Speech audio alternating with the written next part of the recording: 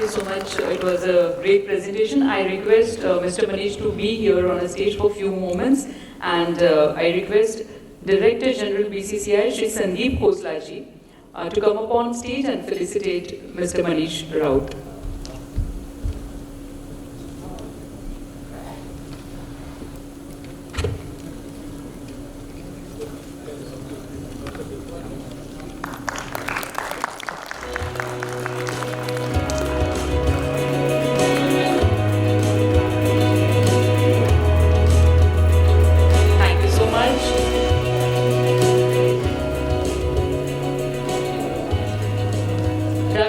Mahatma Gandhi had said, "Be the change that you wish to see in the world."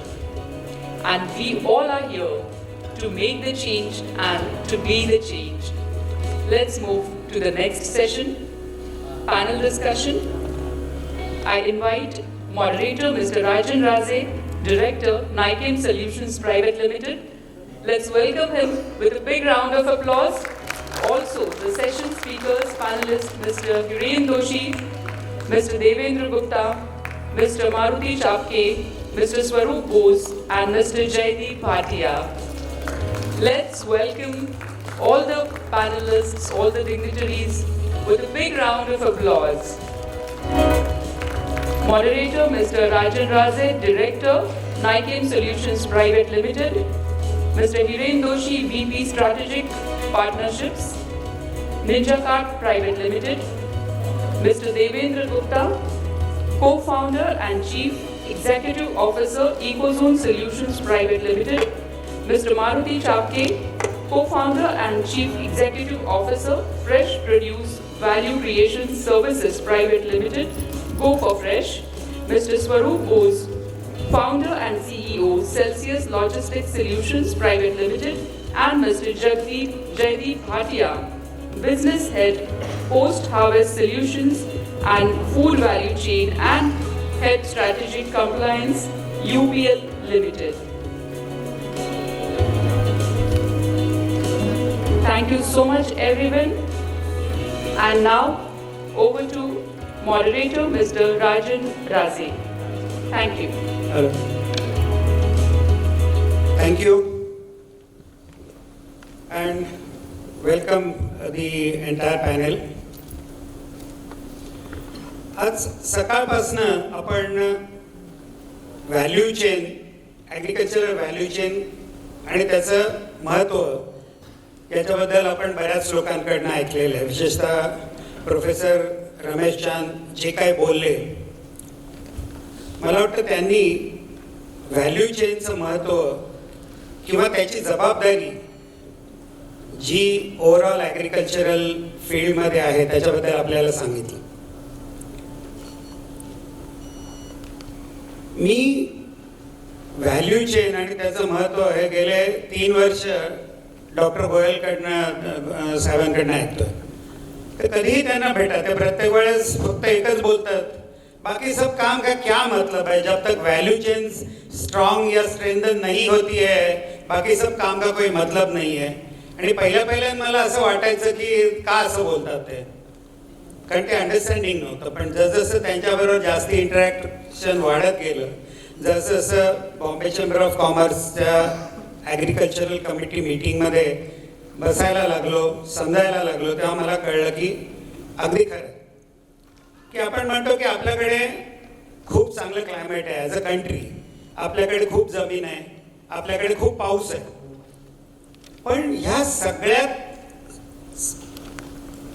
J negative आहेत ते खूप मोठे आहेत. कारण आपल्याकडचा farmer, common farmer, land holding कमी आहे. पाऊस जो आहे तो पाऊस कमी झालाय फारसा असं नाही आहे, पण कन्सिस्टंटली त्याची कमी झालेली आहे की तो काही शेवटी कॉम्प्युटराइज पाऊस नाही आहे. तो कधीतरी जास्त येणार आहे, कधीतरी कमी येणार आहे, 2 स्पेलमधला अंतर वाढणार आहे.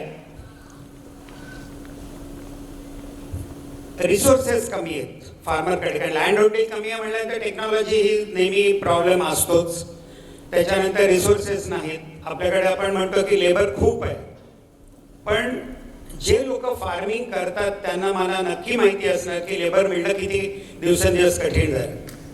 सो ह्या सगळ्याचा रिझल्ट एकच आहे की शेवटी टेक्नॉलॉजी इम्प्रूव्ह होण्याखेरीज ही जी व्हॅल्यू चेन आहे और ये जो वैल्यू चेन है पूरी, वो वैल्यू चेन जब तक टेक्नोलॉजी नहीं है, जब तक प्राइवेट इन्वेस्टमेंट नहीं है या प्राइवेट पार्टिसिपेशन नहीं है, प्राइवेट हो कोऑपरेटिव हो, आप उसको कुछ भी कहो, बट अल्टीमेटली कलेक्टिव ये जब तक एफर्ट्स नहीं है तब तक ये अपनी वैल्यू चेन कभी भी स्ट्रांग होगी नहीं.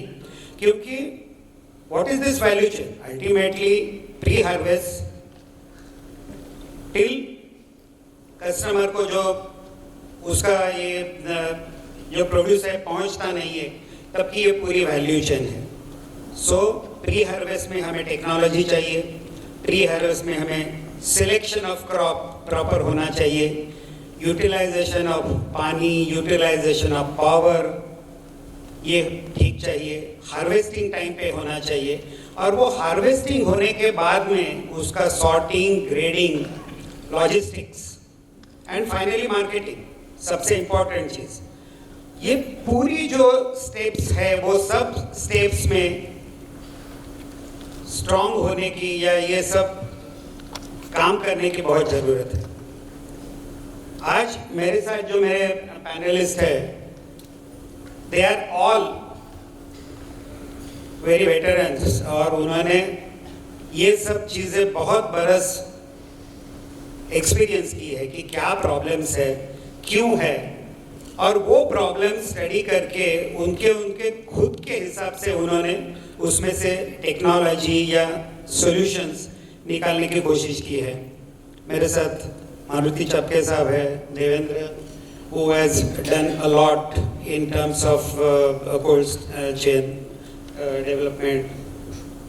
Then Hiren and Maruti साहब दोनों ने basically farm to retail produce कैसा इफेक्टिवली जा सकता है, how best the prices can be achieved, उस पर किया है.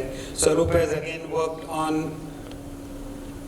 Finding out the alternate energy कि टिपिकली आई वाज शॉक्ड कि मैं जब उसके इस पे पढ़ा वेबसाइट पे कि टुडे 4 बिलियन लीटर्स डीजल लगता है खाली एग्रीकल्चरल पंप और ये सब चलाने के लिए. It is a very shocking figure कि इतना अगर डीजल खाली खेती को लगता है तो हमारी जो करंट अकाउंट डेफिसिट जो है वो कहाँ से कम होने वाली है. वी ऑलवेज से कि एक्सपोर्ट बढ़ाओ, बट एक्सपोर्ट बढ़ाने में लिमिट है. Ultimately to control the import is the only option, and petroleum products is one of the most foreign exchange guzzler. So अगर उस पर काम किया है, और जयदीप हैज वर्कड, उनका तो यूपीएल में they have the entire value chain based solutions right from pre harvest to post harvest. तो ये जो सब लोग हैं, सो मैं इतना ही चाहूँगा कि आज जो उनके एक्सपीरियंसेस है, उनके इन्फ्लुएंसेस है बेस्ड ऑन एक्सपीरियंस कि उन्होंने क्या सीखा है. So let us all learn this from them, और उसके बाद में हम देखेंगे कि और उनको कुछ अगर पूछना है तो हम पूछ के we will try to add some value. So Maruti साहब आप चालू करें. Namaste everyone. I am representing Go for Fresh. So we started Go for Fresh in 2013, and the vision was to solve the critical problems in the fresh produce value chain, which is quite difficult. Everyone knows that. And in last 9 years, we have pivoted our model a lot of times. So we started with business, farm to consumer. We ran it for 2 to 3 years. And then we pivoted it to business.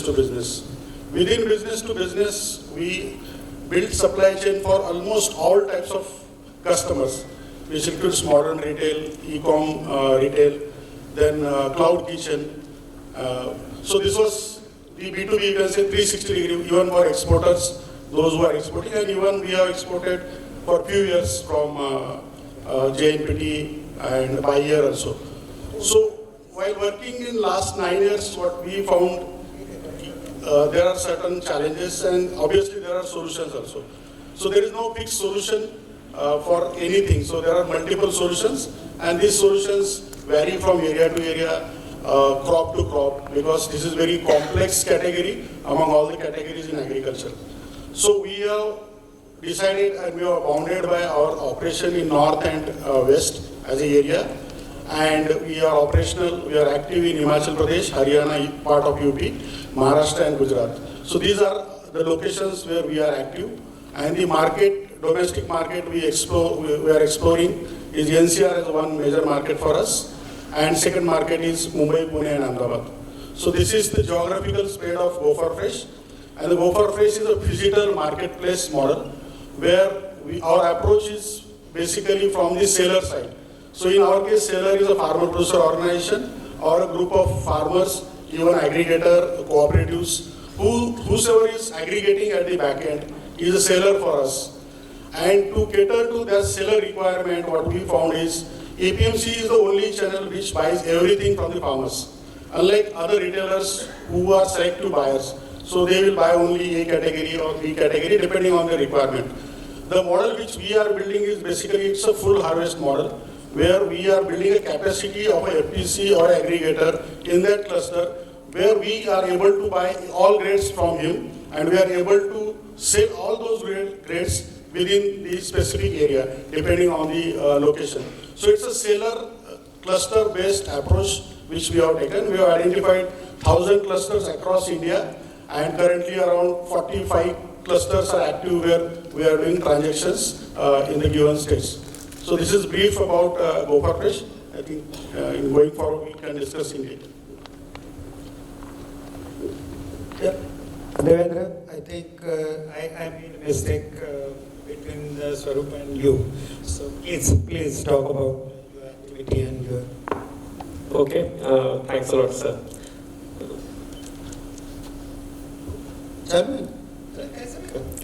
Okay तो ठीक है, हम लोगों ने 2010 में इकोज़िम की शुरुआत करी थी। ऐसा हमने देखा कि बहुत सारे अच्छे मॉडल्स आ रहे हैं, डिजिटल मॉडल्स आ रहे हैं, बट इन सबको ऑपरेट करने के लिए प्रोड्यूस चाहिए और प्रोड्यूस को अच्छे से हैंडल भी करते बनना चाहिए, इंफ्रास्ट्रक्चर भी चाहिए। तो हमने ये जो काम है ये इंफ्रास्ट्रक्चर क्रिएशन जिससे कि खेती हो सके, खेती बेटर मैनेज हो सके, उस तरफ अपना काम करना चालू किया।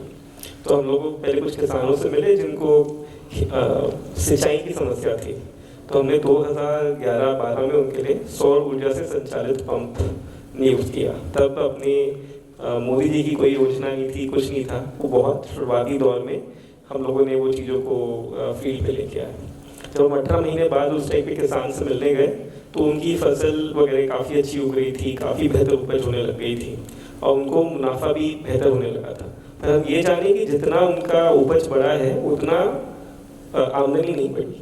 तो ये सोच के फिर हम लोगों ने उन लोगों के लिए खेत के पास में छोटा सा कोल्ड रूम लगाने का काम शुरू किया। वो पूरा टेक्नोलॉजी डेवलप किया 2-3 साल लगा के। आज लगभग 1 लाख किसान के खेत पे अपने टेक्नोलॉजी स्थापित है। कोई सिंचाई के लिए प्रयोग कर रहा है, कोई अपनी फल फूल सब्जी को ताज़ा रखने के लिए प्रयोग कर रहा है। हम लोगों ने उसके अलावा इन किसानों को मार्केट से भी कनेक्ट कराने का प्रयास किया। काफ़ी ऐसे किसान हैं जो बिहार में हैं, उनकी लीची यहाँ पुणे तक आई रोड से फ्लाइट की जगह पे और ताज़ा रही काफ़ी दिनों तक। स्ट्रॉबेरी वाले किसान हैं महाबलेश्वर के, उनकी स्ट्रॉबेरी बैंगलोर तक लेके गए। तो इस तरीके से काफ़ी लोगों को उनकी कमोडिटी ताज़ा रखते हुए उसका ज़्यादा दाम दिलाने का अपने पुणे के मार्केट में या दूर के मार्केट में हम लोगों ने प्रयास किया अपनी टेक्नोलॉजी को प्रोवाइड करते हुए।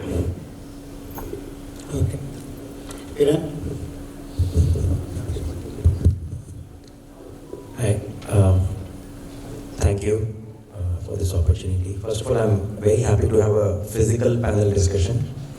The last 2 years, I've only done digital panel discussions, so it's really good to see the energy and the vibe in the room as well. So I'll talk about NinjaKart and the last 7 years journey and what our learnings are. In fact, not too many people might know, but NinjaKart actually started as a consumer home delivery for fruits and veggies. And in 6 months, we realized that this is just a cash burn game with absolutely no sustainable business model, and we got out of that. But while doing that, we realized there is a much more important problem to be solved, which is actually the B2B part.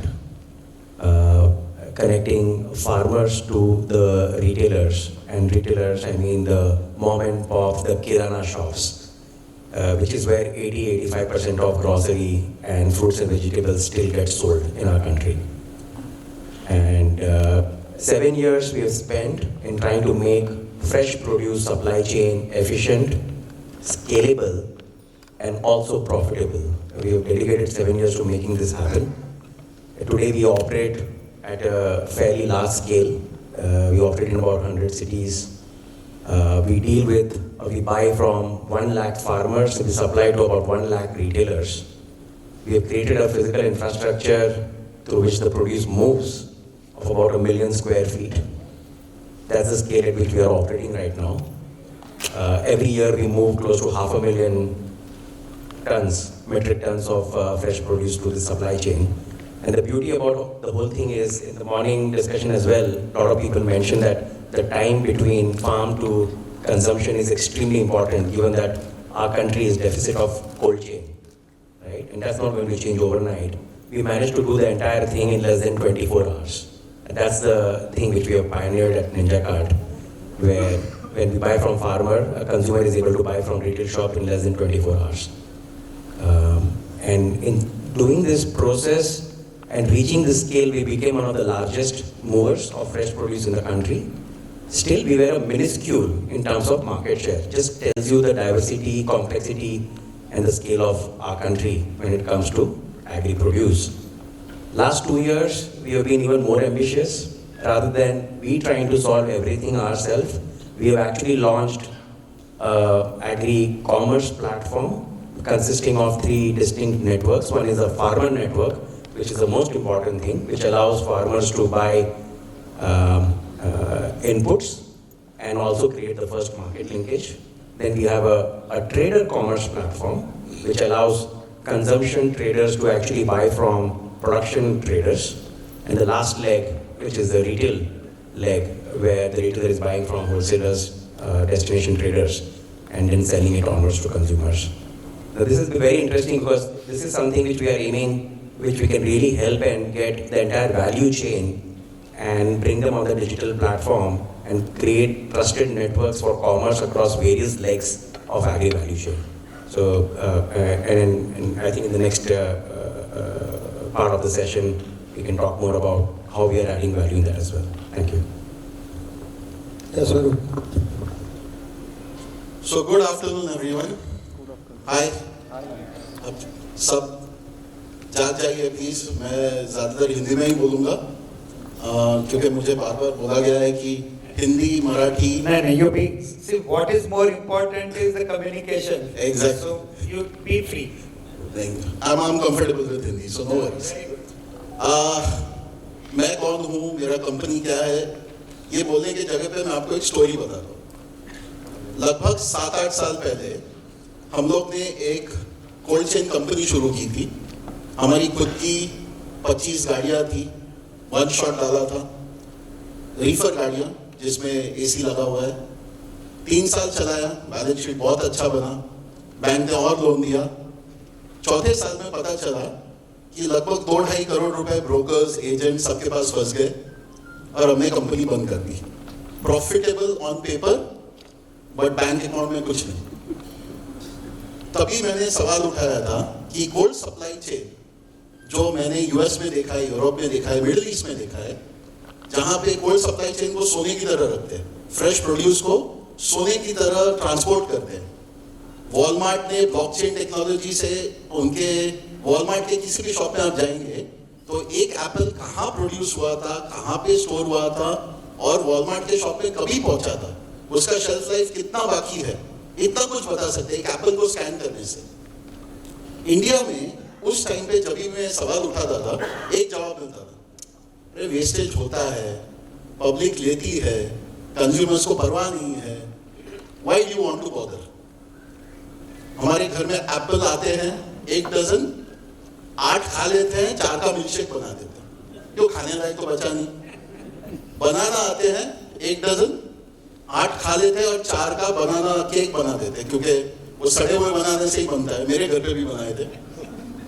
अब जब ये lockdown आया, that was the opportunity. Lockdown के time पे Covid vaccine distribution होना ये हमें पता था। हमें ये भी पता था कोविड वैक्सीन -20 पे जाना है, और हमें ये भी पता था कि इंडिया में कोल्ड सप्लाई चेन बोल के कोई चीज है नहीं। जो है कुछ प्लेयर्स के साथ है जो खुद के काम में बिजी है, तो कोविड वैक्सीन डिस्ट्रीब्यूशन करेगा कौन?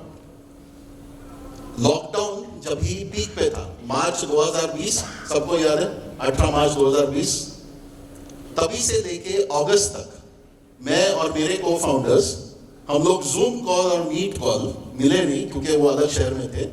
हमने उसके ऊपर सेल्सियस का प्लेटफॉर्म बनाया, क्योंकि एक चीज तो तय थी कि हम लोग को ऑफिस गाड़ियां नहीं डालनी है, कोल्ड स्टोरेज नहीं बनाना है, करोड़ों रुपए उस पर खर्चा नहीं करना है। उसके जगह पे कुछ रुपए खर्चा करके एक प्लेटफॉर्म बनाया जो है सेल्सियस। ये प्लेटफॉर्म पे हमने सारे ट्रांसपोर्टर्स को ऑनबोर्ड किया। अभी आप सोचिए, कर्नाटका का एक ट्रांसपोर्टर, चेन्नई का एक ट्रांसपोर्टर, चंडीगढ़ का एक ट्रांसपोर्टर, गूगल मीट पे लाना कितना बड़ा बात था, ये प्लेटफॉर्म बनाने से ज्यादा डिफिकल्ट था, फिर भी किया।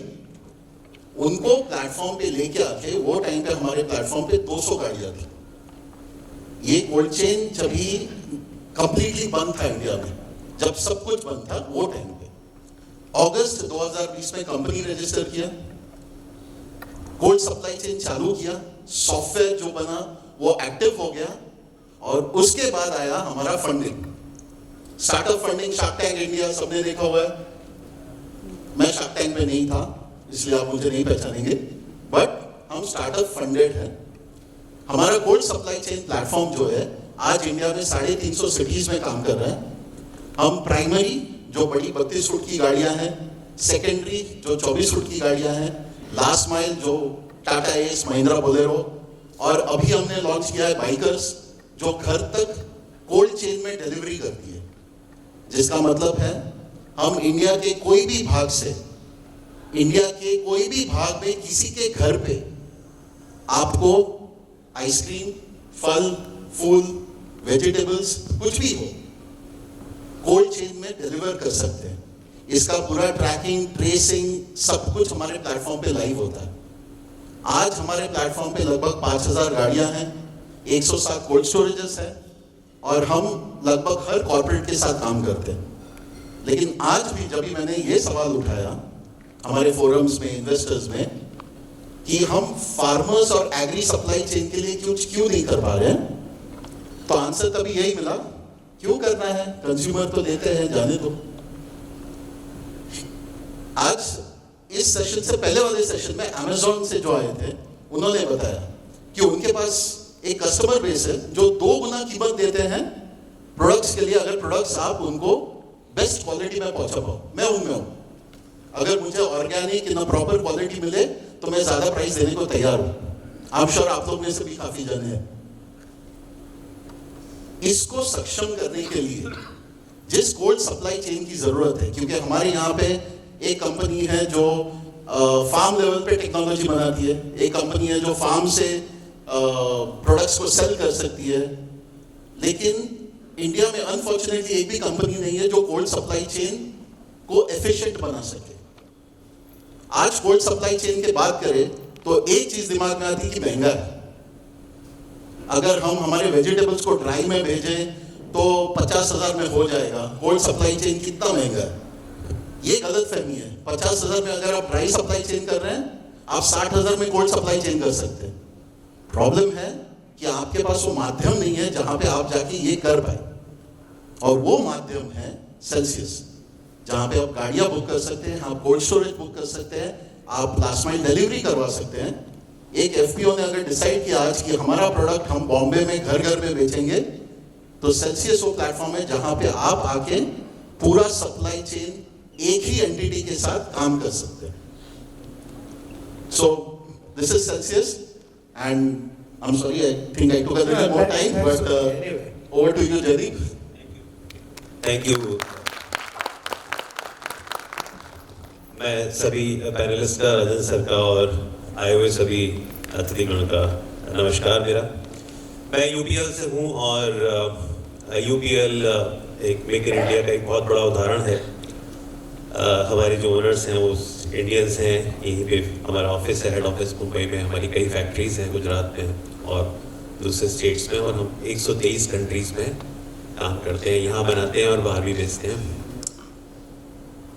जहाँ तक वैल्यू चेन का सवाल है, तो वैल्यू चेन में हमने ये देखा है कि हम एक बड़ी crop protection, crop solution company हैं और हमारे जो ग्रुप ऑफ कंपनीज है उसमें हमारे पास सीड कंपनी है एडवांटा के नाम पे, हमारे पास दो बड़ी क्रॉप प्रोटेक्शन कंपनी है यूपीएल और स्वाल, हमारे पास फार्म मशीनरी के लिए आदर्श फार्म केंद्र है हमारे, जहां हम फार्म मशीनरी को डील करते हैं। इसके अलावा हमारे पास डिजिटलाइजेशन की कंपनी है नर्चर, मिस्टर विजय को आपने पहले सेशन में सुना था, और हम वर्ल्ड वाइड पोस्ट हार्वेस्ट में लीडर हैं। डेको कंपनी जो यूएस में रजिस्टर्ड है, DECCO, ये पोस्ट हार्वेस्ट पे काम करती है। और अगर वॉशिंगटन एप्पल की बात करें या सिट्रस जो हमारा इंपोर्ट होता है, करीब 60 से 70% वॉशिंगटन एप्पल और सिट्रस ये डेको की टेक्नोलॉजी से पोस्ट हार्वेस्ट ट्रीटमेंट होके अलग अलग कंट्रीज में भेजा जाता है, एक्सपोर्ट होता है। इसके अलावा जो नर्चर का ई-कॉमर्स प्लेटफॉर्म है वो मार्केट लिंकेज के ऊपर काम करता है। तो हमने ये देखा कि हमारे पास ये स्ट्रेंथ है कि हम एग्रीकल्चर वैल्यू चेन में काम कर सकते हैं। अब बात यहाँ पर आती है कि कौन सी क्रॉप में काम किया जाए, कौन सी फसल में काम किया जाए और किस तरह से काम किया जाए। तो हमने इसका एक प्रोसेस बनाया हुआ है कि ऐसा नहीं है कि हमारे पास सॉल्यूशन सभी क्रॉप्स के लिए है। तो सबसे पहला हमने एक जो क्रॉप को पकड़ा वो हमने पोटैटो को पकड़ा, क्योंकि हमने देखा कि पोटैटो में हम प्री हार्वेस्ट में काफ़ी स्ट्रॉन्ग हैं, पोटैटो में हम पोस्ट हार्वेस्ट में काफ़ी स्ट्रॉन्ग हैं, और मार्केट लिंकेज में भी हमारा नर्चर का पूरा हाथ है। प्लस हम जो है वो एज डेको हम लोग काफ़ी यहाँ पे मार्केट लिंकेज का पहले से ही करते चले आ रहे थे। यहाँ पर भारतवर्ष में अलग अलग मंडियों में हम कैंपेन करते चले आ रहे थे। तो हमने ये सबसे पहले डिसाइड किया कि पेन पॉइंट्स क्या हैं, किसान का पेन पॉइंट क्या है। अगर वो आलू का किसान है तो उसका क्या पेन पॉइंट है और क्या उस पेन पॉइंट के सॉल्यूशंस हमारे पास हैं। तो हमने ये देखा कि वाकई यील्ड एक बड़ा पेन पॉइंट है, लेट ब्लाइट आ जाती है उसका एक बड़ा पेन पॉइंट है, फार्मर को टेक्नोलॉजी का भी, फार्म मशीनरी का भी एक्सेस नहीं है। तो इन तीनों चीज़ों के सॉल्यूशंस हमारे पास है। फिर जो हमारा दूसरा स्टेक होल्डर था कोल्ड स्टोर, उसके पेन पॉइंट्स को हमने समझा कि भाई कोल्ड स्टोर में क्या उसके पेन पॉइंट है। आपको मालूम है कि 90% of cold store capacity in India is used for potato. Primitive technology हमारे पास पुराने कोल्ड स्टोर बने हुए हैं, हमारे ट्रेडिशनल कोल्ड स्टोर बने हुए हैं। तो क्या उसमें हम लोग कुछ इंटरवेंशन करके उसको कुछ मॉडर्नाइज कर सकते हैं। उनके पास जो भी temperature, CO2, humidity, air flow के जो मेजरमेंट है उसके लिए कोई ऐसा इक्विपमेंट नहीं है जिससे तुरंत उनको पता लग सके। तो वहाँ पे कुछ हम अगर टेक्नोलॉजिकल इंटरवेंशन करें तो क्या वो सिस्टम पे आ सकता है जिससे इमीडिएटली ऑनलाइन ये चारों पैरामीटरों से पता लग सके। तो इन सब चीज़ों को हमने देखा कि यस हम कर सकते हैं। एक हमारी और कंपनी है यूनिफॉर्स एनवायरट्रॉनिक्स, वो सेंसर्स बनाती है। तो हमने कहा कि हाँ, इस प्रॉब्लम को भी हम सॉल्व कर सकते हैं। इसके साथ ही हमने कहा कि हम तो पोटैटो जो स्टोर होता है वहाँ पे हमारा टेक्नोलॉजिकल एक प्रोडक्ट है जिससे आलू मीठा नहीं होता, जिससे आलू की शेल्फ लाइफ बढ़ती है। तो उससे क्या होता है कि जब आलू को हम हाई डिग्री टेम्परेचर पे रखते हैं, करीब 8 से 10 डिग्री सेल्सियस पे रखते हैं, तो उसमें स्प्राउट निकल आता है। तो स्प्राउट को कंट्रोल करती है टेक्नोलॉजी। और जब हम हाई डिग्री पे रखते हैं तो उसमें एनर्जी सेविंग भी होती है। तो कोल्ड स्टोर का भी फायदा, उसमें एनर्जी सेविंग होती है। तो उसके पेन पॉइंट्स को हमने समझा और क्या हम उन्हें सोल्यूशन दे सकते हैं। सिमिलरली हमने बायर के पेन पॉइंट को समझा। अगर कोई प्रोसेसर है तो उसे अच्छी क्वालिटी का आलू चाहिए चिप्स बनाने के लिए, फ्रेंच फ्राइज बनाने के लिए, फ्लेक्स बनाने के लिए, और साथ ही साथ मार्केट में भी अवेयरनेस आ रही है कि आलू जो है वो मीठा ना हो, अच्छा आलू, टेस्टी आलू जो है चाहिए। तो उसके लिए भी हमने जो है वो ब्रांडिंग की बात करी, उसको प्रोसेसर्स को हमने अटैच किया। आज की तारीख में जितने भी पोटैटो प्रोसेसर्स हैं, चाहे वो लेस पोटैटो के पेप्सी हो या मैकेन्स हो या बालाजी हो, वो सब जो है वो हमारे क्लाइंट हैं। करीब 1200 से 1500 कोल्ड स्टोर में हम लोग हर साल ट्रीटमेंट करते हैं और मॉडर्नाइज करने की कोशिश करते हैं। तो इन सब चीज़ों को देखते हुए हमने पूरा एक अपना प्रोग्राम बनाया और इस साल हम करीब 4 लाख एकड़ को कवर कर रहे हैं और करीब 1200 कोल्ड स्टोर जुड़े हुए हैं हमारे साथ और करीब आप मान के चलिए कि 1 लाख के करीब किसान हैं जो हमारे साथ जुड़ रहे हैं। ये आलू का सीजन आने वाला है तो हमने उन्हें एक प्रो नेटवर्क किट बना के दी है जिसमें प्रिवेंटिव स्प्रेज है, कॉस्ट ऑफ इनपुट्स हमें कम करनी है तो उसके लिए हमने उन्हें प्रो नेटवर्क किट बना के दी है। उसमें कुछ एनवायरमेंटल फ्रेंडली प्रोडक्ट भी है, उससे उसकी यील्ड को हम एक अच्छी लेवल पे लेके आएंगे, उसको हम हार्वेस्टिंग प्रैक्टिसेस की ट्रेनिंग देंगे, उसको हम पोस्ट हार्वेस्ट सिखाएंगे और पोस्ट हार्वेस्ट के बाद उसको मार्केट लिंकेज प्रोसेसर खरीदेगा या ई कॉमर्स के प्लेटफॉर्म के थ्रू हम उसको as low sugar grade potato जो है वो मार्केट में दे सकते हैं। और we are doing it successfully. We did the pilot last 2 years and with around 1000 farmers and we did it successfully. So now we are doing it at scale. अब बात यहाँ पर ये आती है जब हम वैल्यू चेन की बात करते हैं कि ठीक है आपके पास टेक्नोलॉजी थी, आपके पास सब कुछ था, लेकिन फार्मर कैसे डिसाइड करे कि भाई मैं किस क्रॉप में काम करूँ, कैसे करूँ।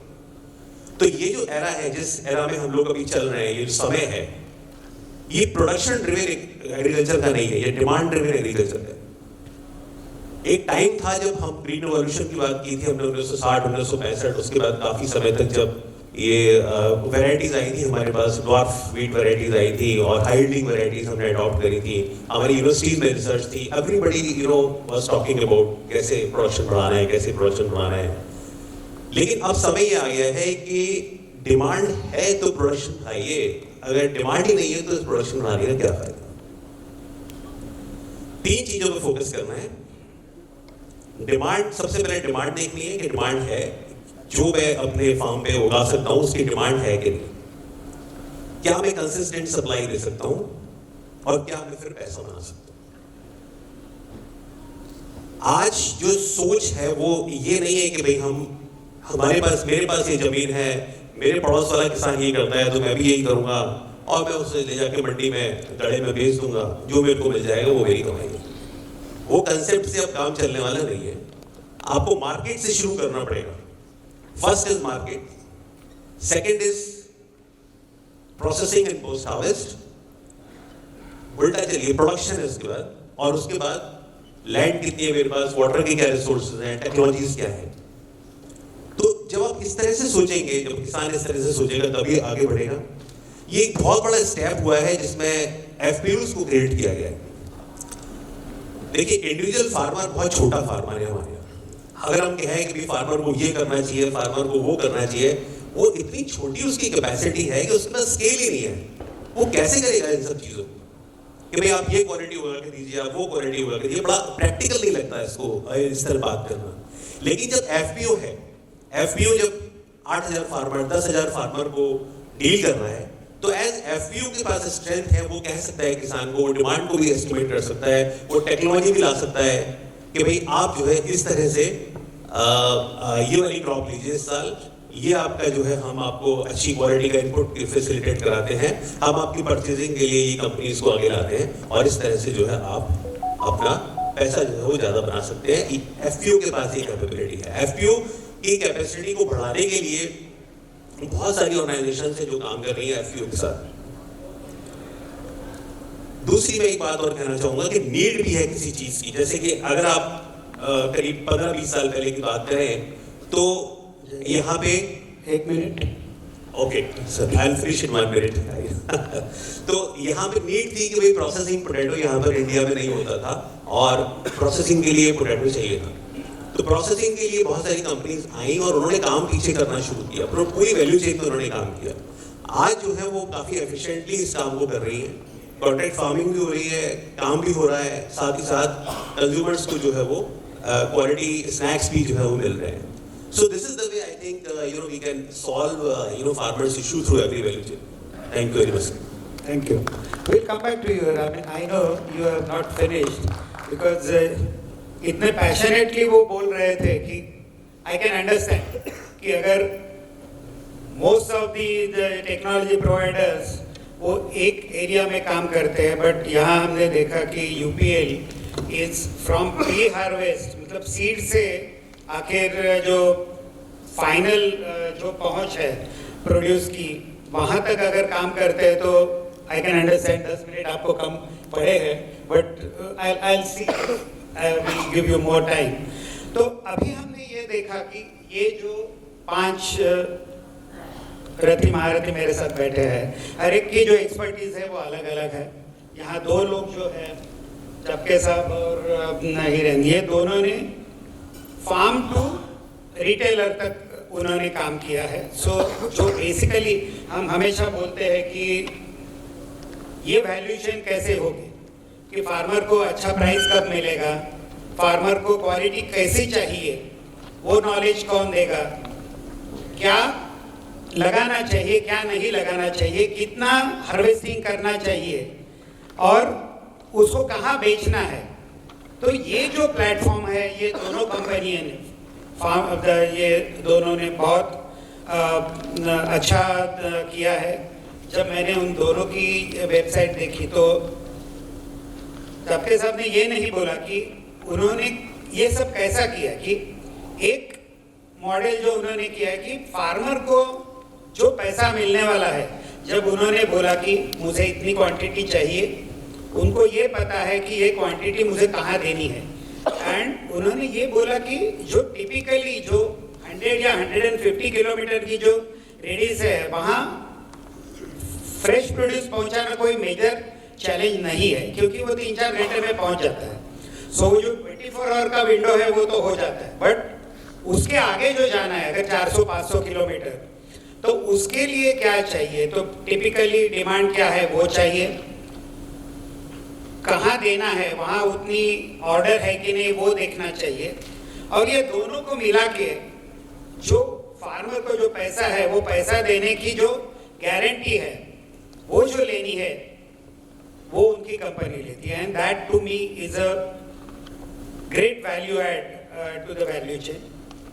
और एक जो मॉडल उन्होंने बोला वो मुझे बहुत अच्छा लगे, कि जो उन्होंने बोला कि साउथ अमेरिका में जो फॉलो होता है कि एक बायर सेलर और उसके जो इनपुट प्रोडक्ट्स हैं, हमेशा होता क्या है कि इनपुट प्रोडक्ट जो देते हैं हम लोग, फर्टिलाइजर्स हो, इंसेक्टिसाइड, पेस्टिसाइड, न्यूट्रिएंट्स, वो फार्मर को देने के बाद में आई नो, बिकॉज मैं उसी कैटेगरी में मेरा पार्ट ऑफ द बिजनेस है, तो अगर फार्मर को पैसा नहीं आए बायर से, तो first sufferer is always the supplier of input products.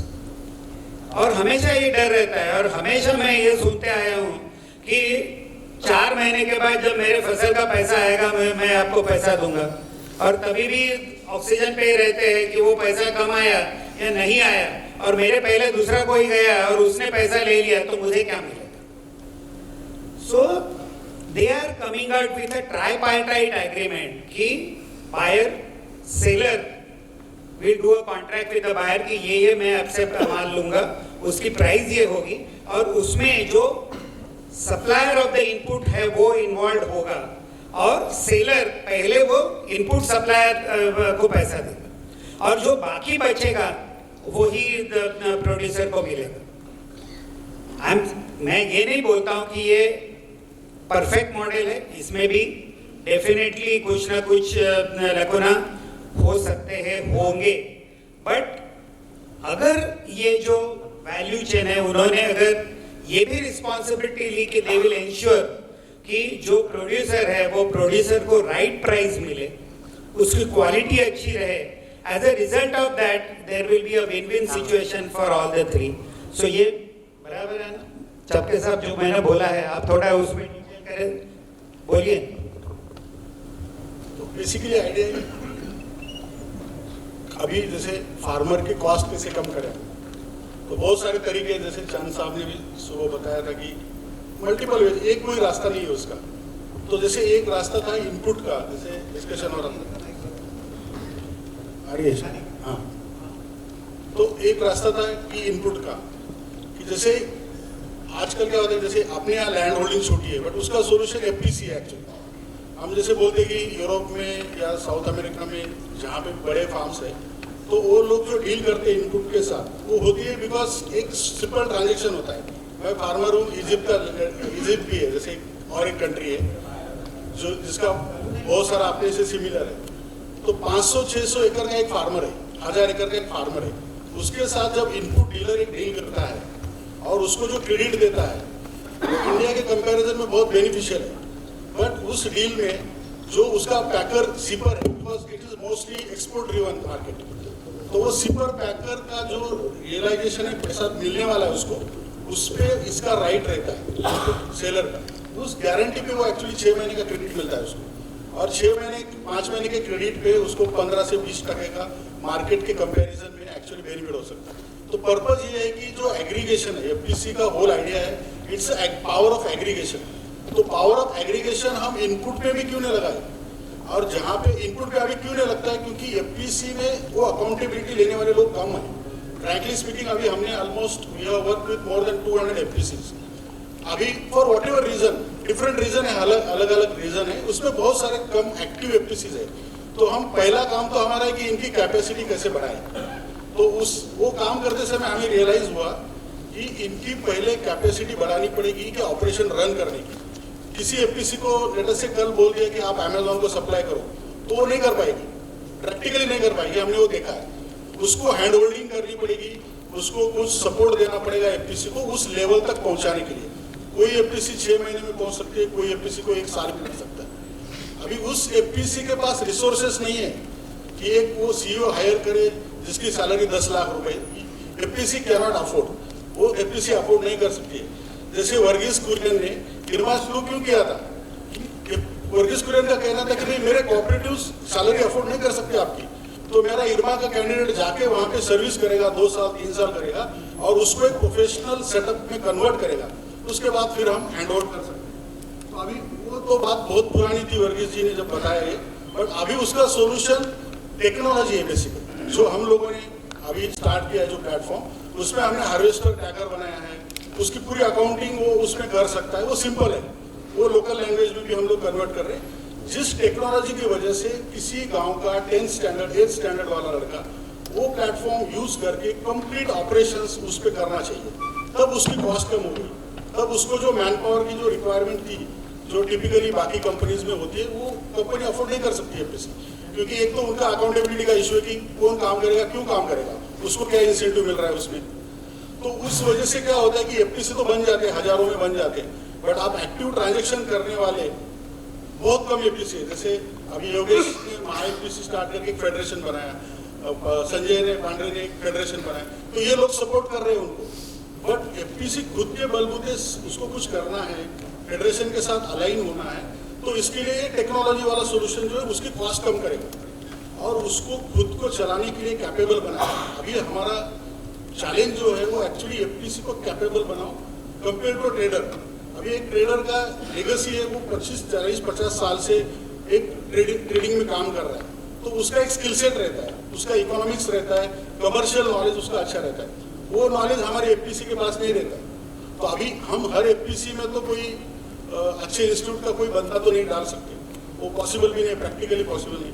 तो उन्हीं लोगों को ट्रेन करने के लिए हमें टेक्नोलॉजी, अलग अलग टाइप की टेक्नोलॉजी, जैसे निंजा कार्ड ने एक प्लेटफॉर्म एक्सपोर्ट के लिए बनाया है, आप उसको प्लेटफॉर्म यूज करो, एक रिलायबल पार्टनर आपको मिल रहा है, उसके थ्रू जो भी ट्रांजेक्शन होगा they will take responsibility. Domestic transaction कर रहे हो, हमारे थ्रू कर रहे हो, तो हम रिस्पॉन्सिबिलिटी ले लेंगे। तो आपको ये प्लेटफॉर्म का सहारा लेके आपकी कैपेसिटी बढ़ाना पड़ेगी, और ये कैपेसिटी बढ़ने के बाद आपके खर्चे कम हो गए, क्योंकि आपका इनकम बढ़ाना है तो आपके खर्चे कम करने पड़ेंगे। पहले खर्चे कम कहाँ पे, एफपीसी चलाना एक खर्चा है और उसकी अकाउंटेबिलिटी लेना दूसरी बात है, तभी वो संस्था टिकेगी। अदरवाइज 3-4 साल एफपीसी चल जाती है, बाद में जो मेन डायरेक्टर था उसका इंटरेस्ट लूज हो गया तो वो फिर निकल जाता है, फिर बाकी लोग वाइंड अप कर देते। तो अभी जैसे अपना टॉपिक ही था कि एक्सेलरेट कैसे करें हम वैल्यू चेन को एक्सेलरेट करने के लिए। जैसे चांद सर ने सुबह बताया था, एक फार्मर है, उसके लिए माँ बाप एफपीसी है, एफपीसी के लिए माँ बाप स्टार्टअप्स है, एक्टिव स्टार्टअप्स है जो टेक्नोलॉजी देंगे। स्टार्टअप्स के वो काम नहीं करना है जो ऑलरेडी एक एफपीसी कर सकता है, उसके ऊपर वाला जो लेयर है, टेक्नोलॉजी लेयर हो सकता है या कोऑर्डिनेशन वाला लेयर हो सकता है या उसको कुछ ट्रेनिंग वाला पार्ट हो सकता है, उस पर यदि फोकस करेंगे तो ये सिस्टम हमारी बहुत जल्दी एक्सेलरेट होके बहुत सारे स्टार्टअप एज स्टार्टअप के लेवल के एफपीसी बनेंगे बेसिकली। जैसे किसी ने सुबह ही बोला था कि फार्मर को हम एंटरप्रेन्योर बोल रहे हैं, तो ये एंटरप्रेन्योर्स का एक ग्रुप है एफपीसी, बट अभी उसकी कैपेबिलिटी जो चलाता है उस पर डिपेंड है। 10 एफपीसी अच्छे है क्योंकि उनका जो मुखिया है he is very good at everything, so he वो मैनेज कर सकता है। बट फॉर्चुनेटली हम 1 लाख या 10,000 20,000 एफपीसी में इतने लोग कहाँ से लाएंगे? तो हमें ये टेक्नोलॉजी वाला जो पार्ट है वो समझना पड़ेगा, अलग अलग प्लेटफॉर्म से जुड़ना पड़ेगा और अपनी खुद की कैपेबिलिटी बढ़ानी पड़ेगी, और इसका अल्टीमेट रिजल्ट होगा इनकम बढ़ गया। इनकम बढ़ने के लिए कोई फिक्स फार्मूला नहीं है, उसमें हर चीज़ पे हमें खर्चा कम करके राइट मार्केट्स ढूंढने पड़ेंगे, इसको कहाँ पे राइट मार्केट मिलेगा। तो इसीलिए अलग अलग स्टार्टअप्स है, अलग अलग कंपनीज है और हर एक का रोल अलग अलग है। तो उसमें उन लोगों के साथ जुड़ के उन्होंने ऑलरेडी एक फेज पास की है, उन्होंने ऑलरेडी एक पीरियड पास किया है, उसको हम री इन्वेंट करने की जरूरत नहीं है। मतलब इवन गवर्नमेंट के लिए भी यही है कि ऑलरेडी गवर्नमेंट इतनी अच्छी स्कीम्स लेके आती है, तो उसमें ऑलरेडी कोई स्टार्टअप ने वो बनाया होता है। अभी उसी स्टार्टअप को आप बोलो भाई तू तालुका में मेरे को पायलट करके दिखा, और यदि सक्सेसफुल हो गया तो आप इम्प्लीमेंट करो, सक्सेसफुल नहीं हुआ तो उसको आप फीडबैक दे दो। तो ये कोऑर्डिनेशन करके एक्सेलरेट करना, I think that is the most important thing, I think which we should. I think ये उन्होंने बहुत ही अच्छी बात बोली है। आप सब लोग इसको ध्यान में रखें कि there is no need to be an expert of everything, कि अल्टीमेटली टेक्नोलॉजी जिसके पास है वो जो टेक्नोलॉजी है वो खुद लेके इकट्ठा, जो आपके लिए जो अच्छी टेक्नोलॉजी है वो इकट्ठा करके अगर आप आगे जाएंगे तो बाकी सपोर्ट करने वाले गो फॉर फ्रेश है या निंजा कार्ट वाले लोग हैं, उनके साथ आप आगे जा सकते हो। तो अभी देवेंद्र, आपका जो मॉडल है कि आप you are essentially trying to save the energy for the, क्योंकि आज एनर्जी कॉस्ट और दूसरी सबसे बड़ी बात यह है कि continuous electricity, lack of continuous electricity. So ये जो है उसके ऊपर इन्होंने जो कुछ सॉल्यूशन निकाले हैं कि सोलर पावर, क्योंकि today even government of India का एक मेजर एम्फेसिस है कि अल्टरनेट एनर्जी सोर्स पे काम किया जाए, तो उस पर आपने क्या किया है और आपको क्या लगता है कि ये जो आपकी टेक्नोलॉजी बेस्ड कोल्ड स्टोरेज या व्हीकल्स जो है या पंप्स जो है, आर दे सस्टेनेबल, और आपके सिवा और इसमें काम करने वाले कोई है क्या? हेलो, तो अगर आप देखेंगे नॉर्मली दूर दराज के इलाकों में बिजली का अभाव था पहले, अभी कहीं पे थोड़ा कम हुआ है अभाव, कहीं पे अभी भी बिजली अवेलेबल नहीं है। हमारे यहाँ पे बिजली जो है सरकार काफ़ी कम कीमत में देने का प्रयास करती है, क्योंकि खेती के अंदर में काफ़ी रिस्क ऑलरेडी होते हैं, तो आवश्यक है कि खेती को जितना ज़्यादा कम खर्चे में कर पाएँ और सस्टेनेबल बना पाएँ उतना अच्छा रहे।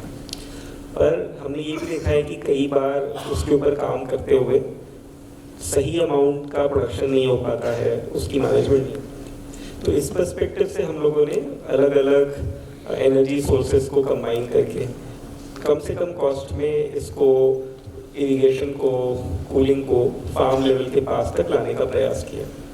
फार्म लेवल कूलिंग काफ़ी आवश्यक हो जाती है कि अगर आपको कोल्ड चेन का प्रयोग करना है। आज हम लोग इंडिया के अंदर में एक्सपोर्ट्स अगर करना चाहते हैं, ग्रो करना चाहते हैं, तो हमको ये कॉरिडोर बिल्ड करना बहुत ज़रूरी है कि फार्म लेवल कूलिंग, फिर रास्ते में कूलिंग जो सेल्सियस जैसे ऑफर करता है, और फिर फाइनली एंड डेस्टिनेशन पे कूलिंग, ये पूरी कोल्ड चेन दे पाना ज़रूरी है। अगर फार्म लेवल पे कूलिंग आप शुरू नहीं कर पाएंगे तो आप ये पूरी कोल्ड चेन के अंदर एंटर ही नहीं कर पाएंगे। तो हमने देखा जब अपने कंट्री में इस तरीके की प्रॉब्लम है तो हम लोगों ने सोलर हो गया, बिजली हो गई, ये सबको हाइब्रिडाइज करके कम से कम ऑपरेशनल कॉस्ट के अंदर में सॉल्यूशन देने का प्रयास किया है for pumping and cooling to the farming community. अब इसके अंदर में हमने ये देखा कि इसमें बचत किसकी हो रही है? इसमें बचत हो रही है काफ़ी हद तक डिस्ट्रीब्यूशन कंपनी की, जो कि बिजली प्रोवाइड करती है, क्योंकि वो नॉर्मली ये बिजली देने के लिए खंभे लगाएगी हर बोर तक बिजली पहुंचाने के लिए, फिर बाद में कंटिन्यूसली सब्सिडी देते रहेगी। तो हम लोगों ने उनको कन्विंस करके, जो आपको काफ़ी हम सब लोग बिल में भरते हैं, ग्रीन सेस करके होता है, 4 पैसा हम लोग सब भरते हैं पर यूनिट, वो जो पैसा है उसके प्रयोग से ये सारे सिस्टम्स जो हैं अब काफ़ी ज़्यादा सपोर्ट के साथ में, फाइनेंसिंग सपोर्ट, सब्सिडी सपोर्ट के साथ में किसानों तक पहुँच गए। और अभी महाराष्ट्र में भी काफ़ी काम चल रहा है। हाल ही में हम लोग कुछ 7,000 सिस्टम दे रहे हैं और अभी 1.5 लाख सिस्टम और लगने हैं। तो अगर आप लोगों को किसी को भी आवश्यकता है तो प्लीज़ इस स्कीम का सबका फ़ायदा ज़रूर उठाएं। इसके तहत ये हो जाता है कि जो डिस्ट्रीब्यूशन कंपनी पैसा खर्चा करने वाली है टू गिव बिजली देने के लिए आप लोगों को खेत के ऊपर में, उनका वो पैसा बचता है, जो खंभे लगाने हैं उसका पैसा बचता है। तो इसके चलते वो लोग आपको ये सोल्यूशन दे देते हैं और बोलते हैं कि आप इसका प्रयोग करें, तो हम लोग जो है आप हमारा पैसा बच रहा है तो हम लोग उसका खर्चा कर देते हैं आज, और नाबार्ड के थ्रू फाइनेंसिंग वगैरह वर्कआउट हो जाती है। तो ये मॉडल से आप लोगों को अपने खेत के ऊपर में पंप चला सकते हैं, कोल्ड रूम चला सकते हैं। अभी हम लोग और भी सोल्यूशंस ला रहे हैं जिसके ज़रिए आप लोग मान लीजिए किसी को थ्रेशर चलाना है, आटा चक्की चलाना है, किसी को ईवी चार्ज करनी है अपनी, तो एक सब कुछ आप अपने खेत पे इसको कर पाएंगे। तो ये तो हो गया एक पूरा package farm level power solutions का। उसके अलावा जो है हम लोगों ने जो और डेवलप किया है, हमने ये देखा कि काफ़ी लोगों को कोल्ड चेन अच्छा तो लगता है बट उसका प्रयोग करना नहीं आता है। जो वर्ल्ड ओवर प्रोटोकॉल्स अवेलेबल है कि ये टेम्परेचर पे, ये ह्यूमिडिटी पे आप रखिए, तो वो लोगों हमारे इंडियन कमोडिटीज़ के लिए अवेलेबल नहीं है। तो वो भी हम लोगों ने डेवलप किए हैं, किस तरीके से पैकेजिंग करना है, किस बायर के पास लेके जाना है, तो कैसे कंडीशनिंग करनी है, कैसे पोस्ट हार्वेस्ट मैनेजमेंट करना है, ये भी सारी नॉलेज हम लोग प्रोवाइड करते हैं। तो एक तो हो गया कि भाई ये खेत के ऊपर में बिजली का सोर्स हो गया आपके सारी एग्रीकल्चर रिक्वायरमेंट्स के लिए। दूसरा हो गया कि जो प्रोड्यूस है उसका बेटर पोस्ट हार्वेस्ट मैनेजमेंट कैसे कर सकते हैं, उसकी नो हाउ आपको मिल सकती है। फिर उसके बाद में अभी एक और तीसरी चीज़ हो जाती है कि कई जगहों पे ऐसा है कि सरकारी का अनुदान पॉसिबल नहीं है, तो वहाँ पे हम लोग का एक लीजिंग मॉडल भी है जिसके अंदर में हम लोग आपको भाड़े पे प्रोडक्ट या इंफ्रास्ट्रक्चर प्रोवाइड कर देते हैं जिसका आप लोग प्रयोग कर सकते हैं। आपका प्रयोग होने के बाद में उसे किसी और को हम लोग दे देते हैं। तो इसके ज़रिए हम लोग प्रयास ये कर रहे हैं कि जो बेसिक एग्रीकल्चर करने के लिए मैकेनाइजेशन या रिक्वायरमेंट्स है उसको हम लोग इनेबल कर पाएँ इंडियन कॉन्टेक्स्ट में। इसके अंदर में कुछ और भी कंपनियां हैं जो हमारे साथ काम कर रही है आज के तारीख में, और हम सब लोग मिलके जो है इसी चीज़ को स्प्रेड करने का प्रयास कर रहे हैं जिससे कि एग्रीकल्चर स्टार्व नहीं करे एनर्जी से, इंफ्रास्ट्रक्चर से। और जैसे मारुति सर हैं, हेरेन है, इनकी कंपनियां जो हैं आप लोग के प्रोड्यूस को इवैक्यूएट करना चाह रही हैं, तो इनको हम लोग इनेबल कर पाएँ सही टाइप की कमोडिटी से, जिससे कि वो लोग इसको मार्केट लिंकेज करके किसानों को सही दाम दिलवा पाएँ।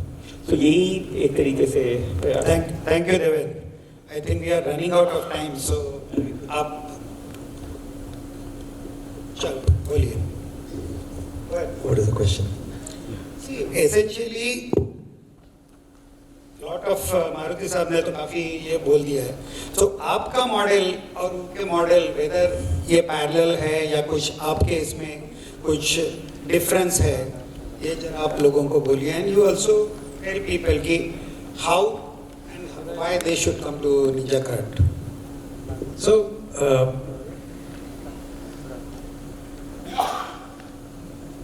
if you don't mind, let me maybe throw some light on what are the new things coming in agri-tech. Because we are talking about value chain, which has two words. Chain is set of players which are interconnected, and value is the very important adjective that all of them should be adding value. That is very, very important. Right?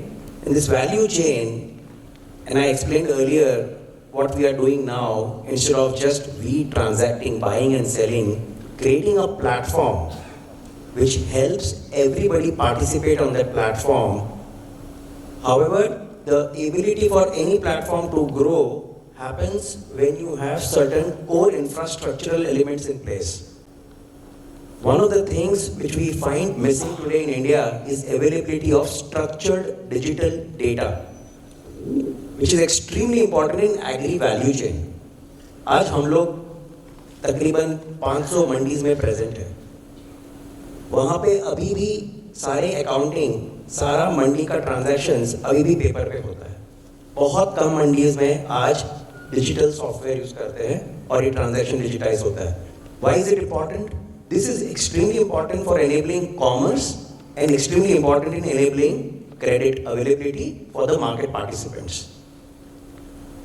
अगर वो change नहीं होगा, I believe there will be emergence of alternate data sources which will become the proxy for such structured data which is still not available, and it will probably still not be available for many years to come. In farm, we have seen that. Today now, satellite-based earth observation to monitor farms, and also based on that, giving loan to a farmer and ongoing monitoring of the farm to assess how much is he making is started to become norm globally and also now in India in certain pockets. That is democratizing the data. Second is democratizing credit. In my opinion today, credit is still extremely expensive in agri sector. In spite of all the great government schemes, today the market, the actual market, when somebody goes out, approaches a bank on commercial terms, the interest rate on credit for agri players is extremely high. Part of the reason is the earlier point, which is non-availability of data on which to underwrite properly. But second is lack of innovation completely by the financial institutes in actually launching products which are really suitable in a value chain, sachetizing the credit product and not forcing large loans. Today, cost of servicing a loan is extremely expensive. Hence, it is very important, just the way shampoos are now available in sachet, how do you create a digital platform where cost of servicing or marginal cost of service delivery is so low that you can now avail loan for every single invoice which you are raising on the fly. This is happening in the organized sector, manufacturing sector, thanks to GST and network. Unfortunately, a lot of agri is not GST. That's why you don't have that structured data through which you can actually avail credit facility. Third is democratizing commerce. One of our biggest learning is that today also in a value chain, one player interacts with 20 players and that continues for most of their life.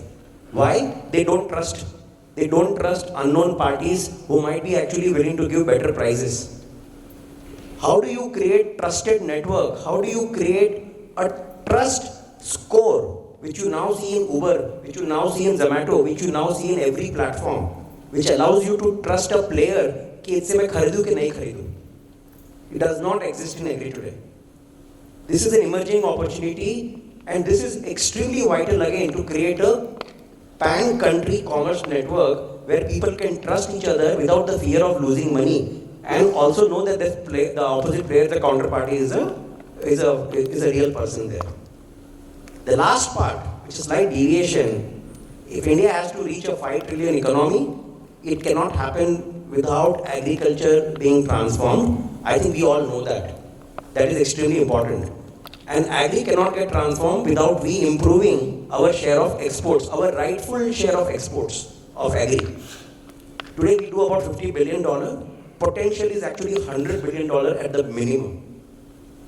And there are many core infrastructural elements which are not allowing us to reach that. And that's where I see very interesting opportunities in form of quality, traceability, market linkages, export-import connections, payment guarantees. There are many solutions which will actually help improve the export-import platform as well. We have done our small humble step by launching an export-import platform very recently. You would have read the press release of Ninja Global. But this is one more opportunity where we believe extremely important for agri as an industry to achieve its goal, and as a country for us to achieve our GDP goal. Thank you. Very nice. So, इन्होंने जो बोला कि ultimately transparency, use of technology, and hand holding to achieve जो export goal है, जो domestic goal है, उसको करने के लिए जो कुछ मदद चाहिए उसके लिए निंजा कार्ड का जो प्लेटफॉर्म है, निंजा कार्ड के जो प्रोडक्ट्स है, डिजिटल प्रोडक्ट्स, वो उसका आप यूज करें. स्वरूप, anything? 2 minutes each. Sure. I'll take 2 minutes only. मेरा जो व्यू है वो इन सब से थोड़ा हटके है, क्योंकि मैं ये सब कहीं ना कहीं farm level connect and farmer से कनेक्ट और फार्मर्स को कैसे इनकम बढ़ा है वगैरह, ये लाइन में काम करते हैं. मैं सप्लाई चेन में काम करता हूँ, बट सप्लाई चेन में 20 साल बिताने के बाद जो समझा हूँ वो मैं आपको बताना चाहूँगा. आज सुबह ही विलास जी ने फ्रॉम सह्याद्री FPO उन्होंने बताया था कि कस्टमर्स को चाहिए क्रंची एप्पल्स, कस्टमर्स को चाहिए क्रंची ग्रेप्स, कस्टमर को चाहिए फ्रेश वेजिटेबल्स. हम में से कितने जनों ने घर में एक्चुअली फ्रेश वेजिटेबल्स देखे जो डिलीवरी हुए? हम में से कितने जनों ने मार्केट में जाके फ्रेश वेजिटेबल्स खरीदे? Nothing is fresh. फ्रेश का मीनिंग इंडिया में कुछ अलग है और वर्ल्ड ओवर फ्रेश का मीनिंग कुछ अलग है. फ्रेश का मीनिंग हमारे पास है कि खराब नहीं हुआ, और फ्रेश का मीनिंग वर्ल्ड ओवर है कि अगर ये अगर कोल्ड चेन में आया हुआ है, लेट्यूस, स्पिनच, अगर मैं तोड़ूं तो आवाज आएगा, ये फ्रेश है. जिसकी वजह से उन्होंने करेक्ट पॉइंट उठाया था, मेरे ग्रेप्स क्रंची होने चाहिए. क्रंची ग्रेप्स क्या होते हैं मुझे तो पता भी नहीं है, आज तक मैंने कभी क्रंची ग्रेप्स खाए नहीं है. विलास जी से पूछना पड़ेगा कि कहाँ मिलते हैं.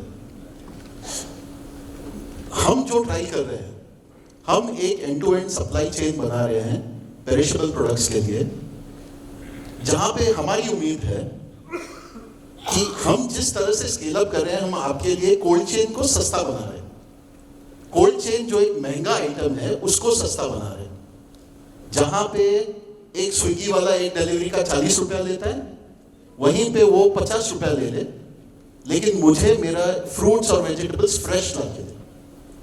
मेरे फ्रूट्स मैं जब भी लूं उससे तो ठंडे रहे, मेरे वेजिटेबल्स क्रंची रहे, आइसबर्ग लेट्यूस स्नैप से टूटे, आवाज आए तोड़ू तो. ये करने के लिए उस लास्ट मोमेंट तक कोल्ड चेन होना बहुत जरूरी है, जिस पे हम काम कर रहे हैं. इस साल हम लोग ने लगभग 8000 टन एप्पल्स का एक प्रोजेक्ट किया, जहां पे नॉर्थ इंडिया से एप्पल्स लेके एक्सपोर्ट किया, लोकल डिस्ट्रीब्यूशन भी किया, और एक बहुत अच्छा नंबर उसमें से निकल आया. हर 10 गाड़ी में ट्रेडर का एक गाड़ी एप्पल का नुकसान होता था. इसका ये मतलब नहीं है कि 10वां गाड़ी हमेशा फेल हो जाता है. 15 टन एप्पल्स है, उसमें से 14 टन बिक रहा है, 1 टन खराब हो रहा है. इवेंचुअली ये कॉस्ट ट्रेडर बिल्ट इन करके फार्मर से खरीद रहा है. हमने जब ये 8000 टन एप्पल्स का उसके साथ प्रोजेक्ट किया, उस ट्रेडर को ऑलमोस्ट 10% लॉस की जगह पे 1% लॉस पे लेके आए. ये डेटा हमने गैदर किया ऑन आवर प्लेटफॉर्म. अनफॉर्चुनेटली वो जो पूरा प्रॉफिट है वो ट्रेडर को चला गया, नॉट टू द फार्मर, क्योंकि हम ट्रेडर से काम कर रहे थे. And that is the reason I am very hopeful कि कुछ FPOs आए सामने जो मुझे बोले कि we want to use cold chain. Cost can be effective, cost can be efficient, but जो मेहनत लगने वाली है टू मेक श्योर कि एक फार्म लेवल से, अभी Devendra makes solar cold room farm level पे, आपने वो तो लगा दिया, व्हाट अबाउट आफ्टर दैट? आपने प्री कूलिंग कर लिया, what about after that?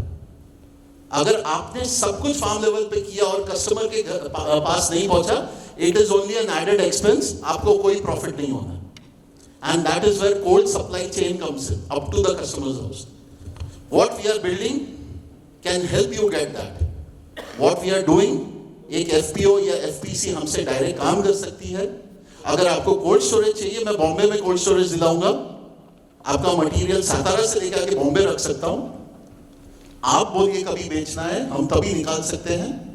And all this will be under your control, not a traders. You can control that. So that's what we are building, and I hope we interact more with FPOs and FPCs. Thank you.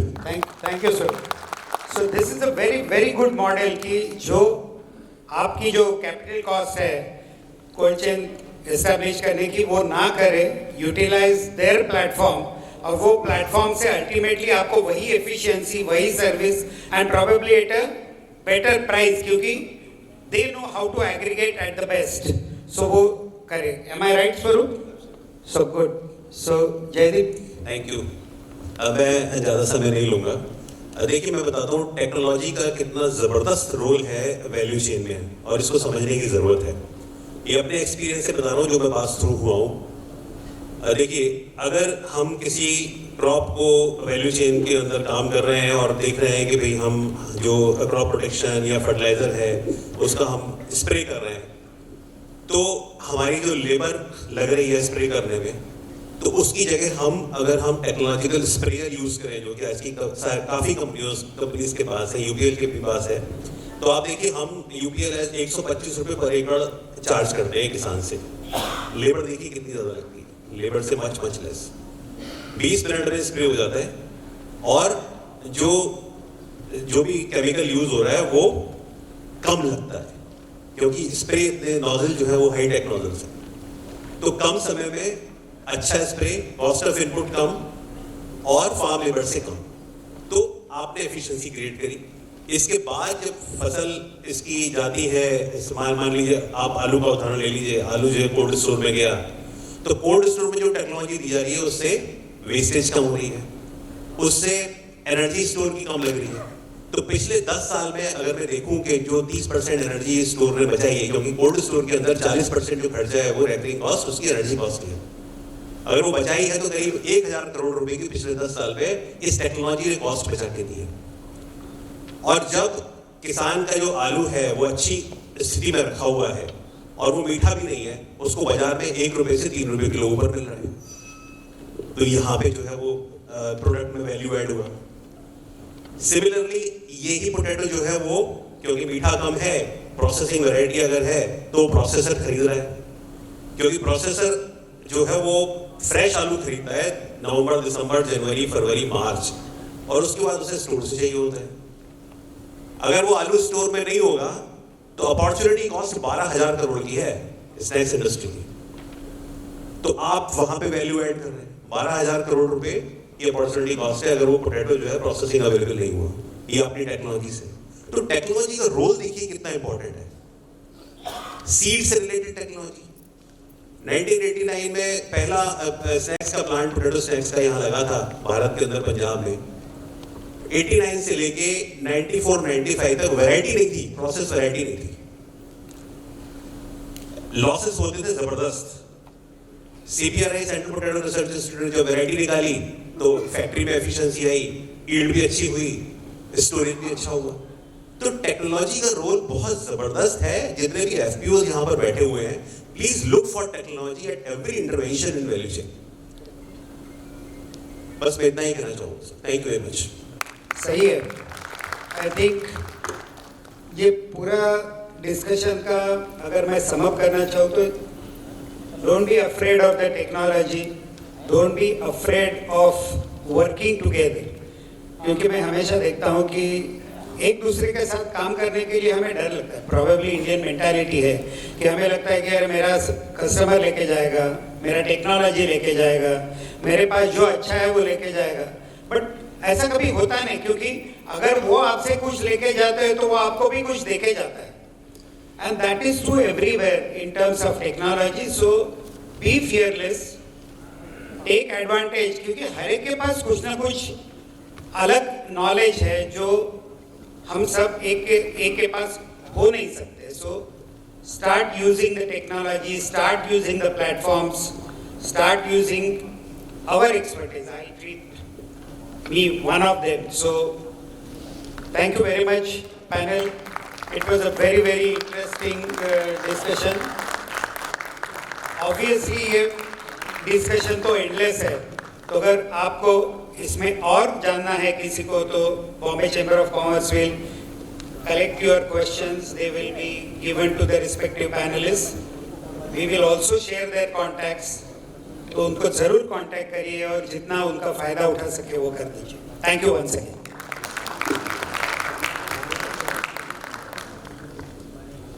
Thank you so much, everyone. Please be here for a few moments. Again, would like to call upon the stage Director General BCCI, Shri Sandeep Khoslaji, and I request him to felicitate the dignitaries. We are getting so many inputs through these panel discussions. इतक्या नवीन कल्पना, नवीन technology, नवीन आयाम आणि नवीन दृष्टिकोन आपल्याला ह्या सगळ्या panel discussions मधून मिळतोय.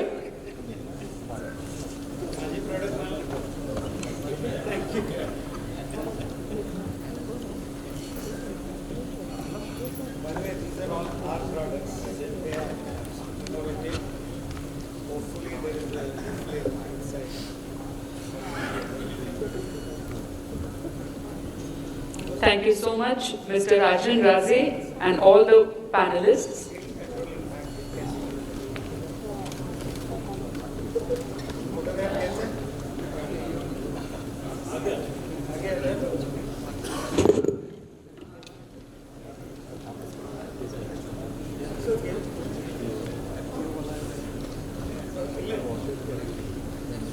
Sorry.